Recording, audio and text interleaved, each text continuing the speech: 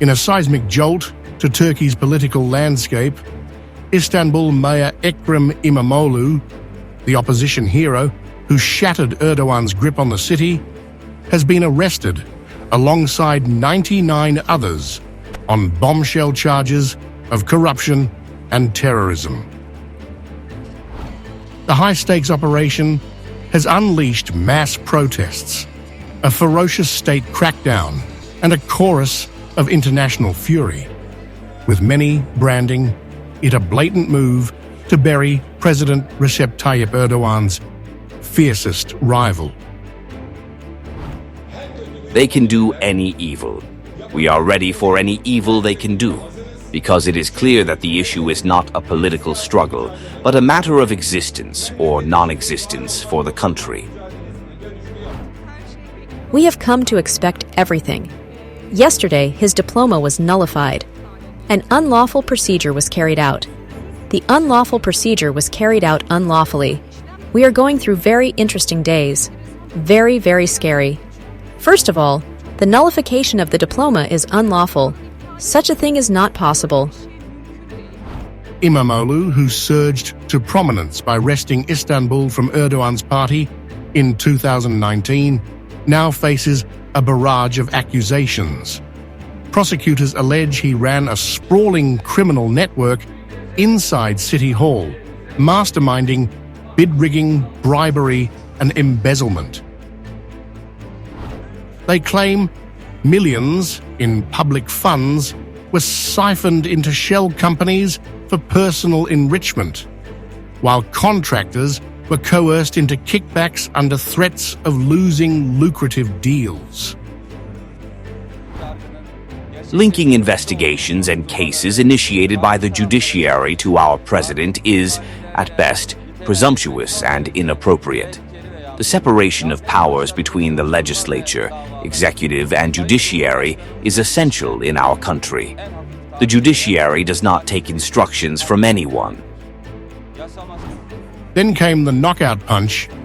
A separate investigation links İmamoğlu and his inner circle to the Kurdistan Workers' Party, a group Turkey deems a terrorist organization. His legal team calls it a desperate fabrication, accusing the government of weaponizing the judiciary to erase a political threat. Hundreds of police officers have piled up.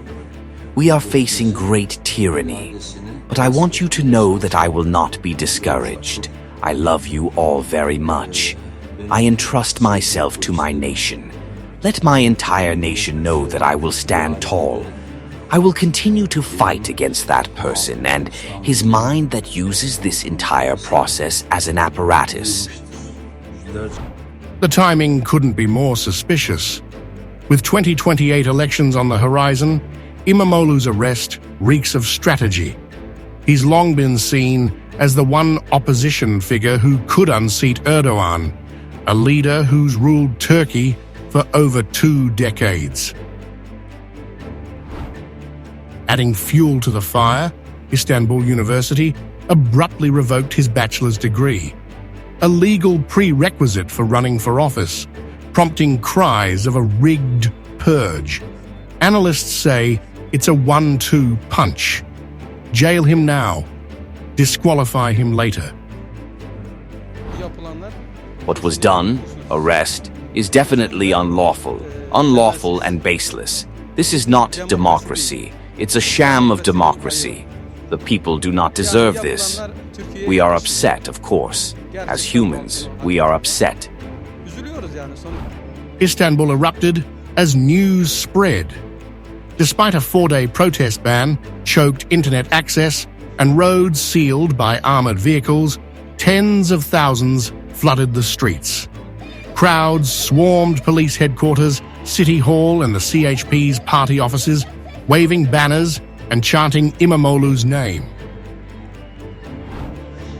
Riot police unleashed tear gas and water cannons, clashing with protesters late into the night. Dozens were arrested, but the unrest only grew. Opposition leaders thundered. This isn't just about one man. It's a war on democracy itself. I am 79 years old and have 3 children. I want my 3 children to live in a beautiful country, work in a beautiful Turkey. Because this government must now understand that with fear, you cannot prevent the inevitable. The arrest sent shockwaves beyond Turkey's borders. European Commission President Ursula von der Leyen issued a scathing rebuke, tying Turkey's EU ambitions to its democratic soul. The arrest of the mayor is deeply concerning. As a Council of Europe member that Turkey is and an EU candidate country, Turkey must uphold the democratic values, especially the rights of elected officials. So we want Turkey to remain anchored to Europe, but this requires a clear commitment to democratic norms and practices, and it is key that Turkey respects these fundamental principles. Other voices chimed in. US lawmakers called it a dark day, while human rights groups demanded İmamoğlu's release, warning of a slide into authoritarianism. With 84 suspects already behind bars and 22 more on the run, Turkey's political future hangs by a thread. The opposition vows to fight what they call a tyrannical frame-up, rallying supporters to resist.